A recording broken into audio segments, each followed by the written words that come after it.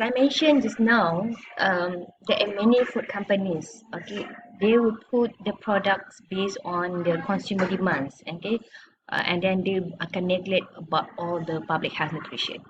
Okay, and they akan make and market any product that sells, and regardless of its nutritional value or ataupun apa-apa effects on health. And usually what they did was like kebanyakan food company ni dia apa yang dia buat, dia akan lobby Congress ataupun dia akan lobby kerajaan, dia akan lobby people that have a power in terms of orang food industry untuk eliminate regulation that perceived as unfavorable, yang mana when they look at in terms of this kind of regulations, benda tu tidak memihak kepada di kalangan mereka. I have a experience when we want to come out with a new policy di peringkat Malaysia in a Malaysian level. That was the study conducted by one of the PhD students from UKM, and then he invited a few people from the industry, and also he also invited a few panels from the university to give a ranking how they thought that if this policy is suitable or not to be implemented in Malaysia.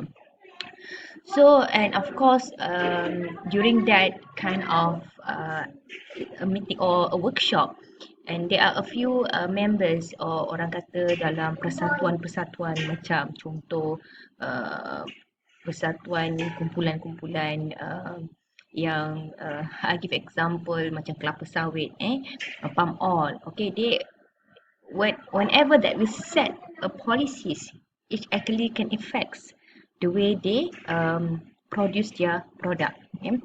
And then what happened that this kind of food companies also they akan press the federal regulatory agencies not to enforce such regulations, and when they don't like the regulations, they will file the lawsuits.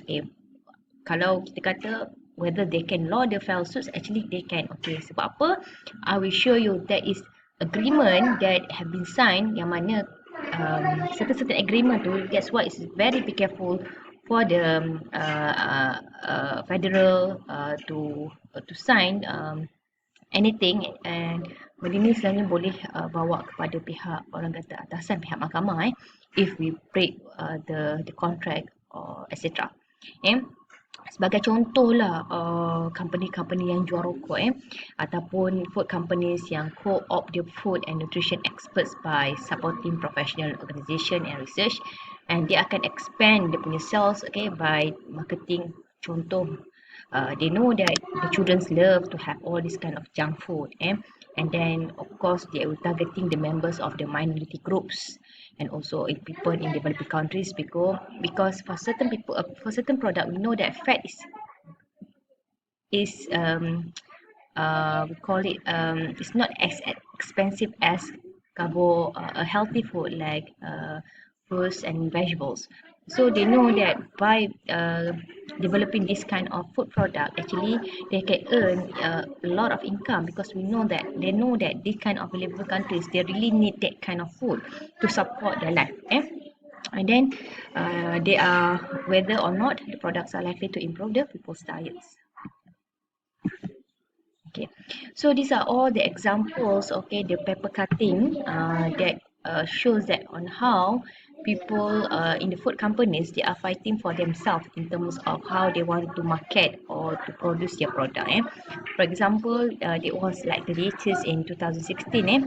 Yang mana ada food company they fighting in terms of the GMO labeling. GMO, as I mentioned juga in the previous study. In the special topics nutrition that you will learn about GMO. GMO is more about genetically modified food yang mana mereka telah kacukkan genetik daripada satu tumbuhan kepada satu tumbuhan lain untuk memastikan bahawa there will be no food insecurity in the world. Dan there are many debatable about this GMO food. Certain people they find that this GMO will give not any effects to the health. But certain people also they find that the GMO actually can give an effect. So banyak food company sekarang ni memang mereka nak mengeluarkan banyak GMO food. the genetically modified food. Because apa? Contohnya kalau kita nak menghasilkan jagung, it takes like years for jagung to tumbuh. Tapi by using this kind of teknologi, the GMO ni, jagung tu orang kata daripada sebulan dalam contoh seminggu pun dah boleh tumbuh, which is the production is very good, it's very fast, and then tetapi people that aware, some people they said that GMO ni tak bagus. Jadi the policy have decided, okay, the government have decided that okay, kalau nak keluarkan barang GMO, yes you can do that, but okay, you have to declare in the food labelling.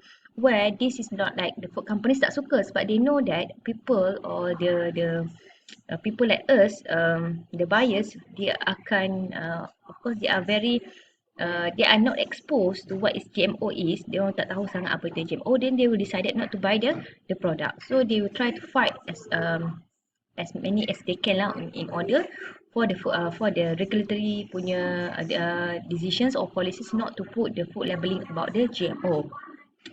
And ada juga macam okay, sama juga macam dekat Washington also they are fighting about the GMO labelling ballot initiative, yang mana dekat sini dia kata okay, we have mandate clear labelling of genetically engineered ingredients of food packages. And all these companies you can see they oppose the GMO labelling. Banyak sangat all those that familiar product that you have bought before also listed here. Dan ada juga yang food industry paper yang look at in terms of how the food industry and self regulations, they have how to standard to promote success and also to avoid public health failure. And sebenarnya banyak lagi dan I will show you very interesting like about the jadi how one product is very famous product they sponsored a very huge sports event, dan benda tu memang terpaksa dibuat because they have the contract, they have the agreement with the kerajaan, with the government. Okay. So actually the ways in which food industry practices they distort what Malaysians are told about nutrition. And dia dalam benda ni, bila the food company they have the power, of course they akan compromise our food choices because they give the things that easy to get and then people will buy it. So benda ni akan compromise dari segi pemilihan pemanakan kita. Dan benda ni sangat penting because the issues is that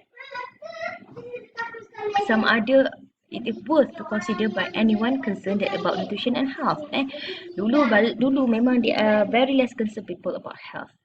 Not compared to nowadays. Tapi still there are certain people yang saya cakap tadi, the young children, the orang kata orang-orang kampung and all the people in developing countries. These special groups, sometimes this is the targeted of the food company to sell their products because they know that in terms of their knowledge, they have a very lack knowledge about the nutrition and health. So benda itulah yang akan menyebabkan kebanyakan daripada kita, pemakanan rakyat kita pada ni adalah bergantung kepada apa yang telah disediakan oleh food company di sekeliling mereka. Okay. So now we take a break that okay, it's about 5 minutes. You just reflect about yourself, and you think that okay, sepanjang yang you hidup ni, yang you makan ni, why are some food industry they threatening our health? Okay, and then please think about macam mana food company ni dia threat our health, macam mana, and then you just list out how many tactics that this food industry use to undermine the health. Okay, just take a break, 5 minutes, look at into these two situations, look at around yourself. Okay, apa-apa saja food industry yang you rasa don't talk about the fast food, but there's a lot of food industries. Okay, and it's good talking about boba and etc. And then what are the tactics of this kind of food industry yang selalunya mereka menidakkan hak untuk kesihatan seorang.